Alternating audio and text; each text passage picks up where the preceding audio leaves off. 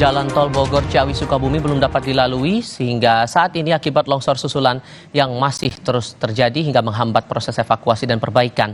Dari pantauan visual udara, sejumlah alat berat sudah diturunkan untuk mengevakuasi material longsor. Namun, minibus yang masuk ke jurang akibat longsor belum dapat dievakuasi karena masih terdapat longsor susulan. Saat ini Jalan Bogor Ciawi Sukabumi belum dapat dilintasi kendaraan akibat longsor di kilometer 64.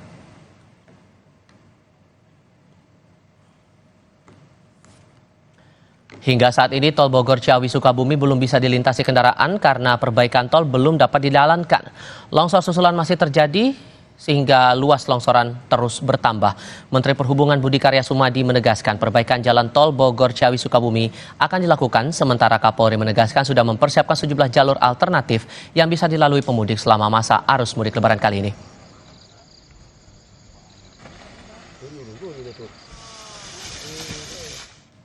Peristiwa lainnya, tabrakan beruntun terjadi di jalan